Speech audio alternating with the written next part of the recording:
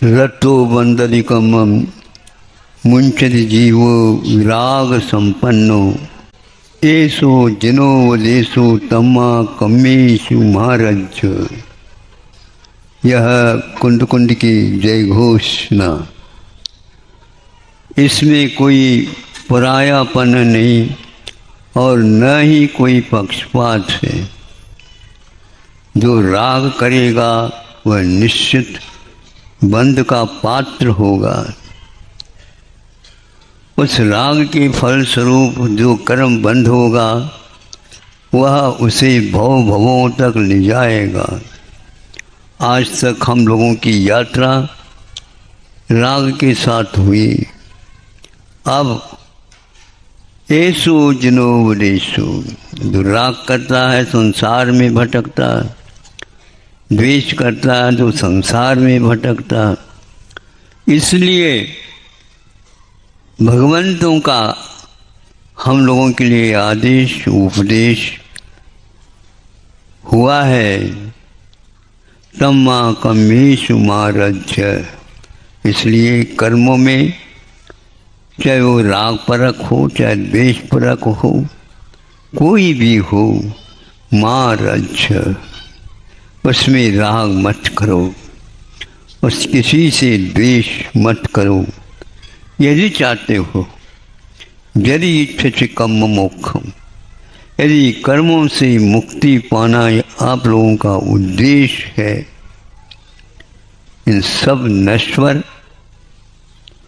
और संसार के लिए अभी प्रार्थना में क्या आया था, मायामयी संसार का संबंध है।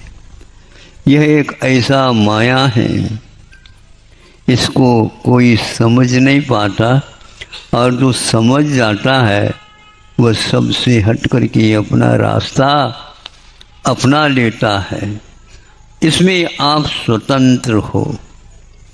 कर्म बंधे अज्ञान दशा में, और यदि चाहेंगे अब क्या करें, कर्म दशा में अज्ञान दशा में कर्म बंधे तो ज्ञान दशा में कर्मों को समाप्त कर सकते हो।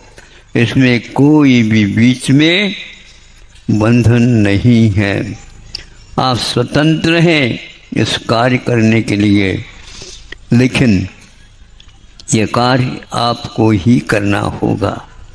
इसमें दूसरा कोई भी सहयोग नहीं दे सकेगा। यदि दे भी सकेगा तो वह निमित्त के रूप में दे सकेगा। अपने परिणामों की प्राप्ति के लिए हम ही मात्र उपादान विद्यमान हैं। आज तक अनंत अनंत तीर्थंकर हुए यही मात्र उपदेश देते हुए। अब आगे उपदेश नहीं, निर्देश नहीं, किंतु अपने लिए आदेश है, तो करो करो, दुनिया के कार्य को तो समाप्त करो और अपने जो उपदेशना दिए भगवान ने उसको एक प्रकार से सम्मुख रखो और आप काम कर सकते हो। धार्मिक दृष्टि ही हमारे कर्मों की सृष्टि को आमूल चूल समाप्त कर सकती है। हमारी दृष्टि में दृष्टि भर रहे, सृष्टि झलके, किंतु उससे आकृष्ट नहीं होना। बस इससे ज़्यादा और कोई भगवान से प्रार्थना नहीं है। और यह प्रार्थना कभी भी फालतू और वैसे ही बिना मतलब अर्थ रहित तो नहीं हो सकती। यह प्रार्थना धार्मिक प्रार्थना है।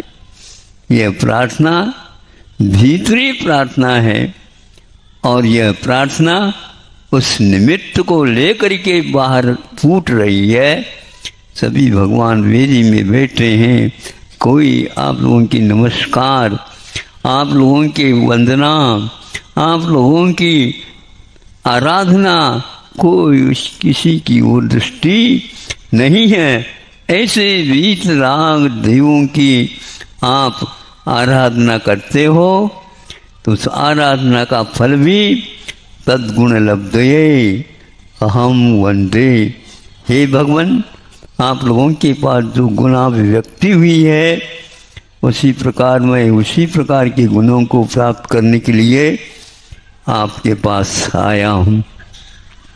जानता हूँ आप मेरी बात सुन रहे हैं, लेकिन आपने सुना नहीं।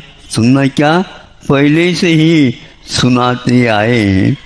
अब यदि आपकी आंखें खुल गई हैं, बहुत अच्छा है बेटा। तुम इस भाव को जब तक कार्य संपन्न न हो तब तक करते रहो।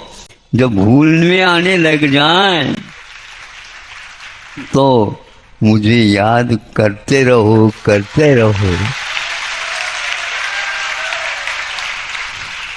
कोई भी क्षण अब शेष हमारे जीवन के फालतू न जाए। एक एक क्षण में वह क्षमता विद्यमान है, अनंतकालीन वह श्रृंखला टूट जाती है और प्रभु और हम दो नहीं एक मेक हो जाएंगे। प्रभु से और कोई प्रार्थना नहीं है। अहिंसा परमो धर्म की।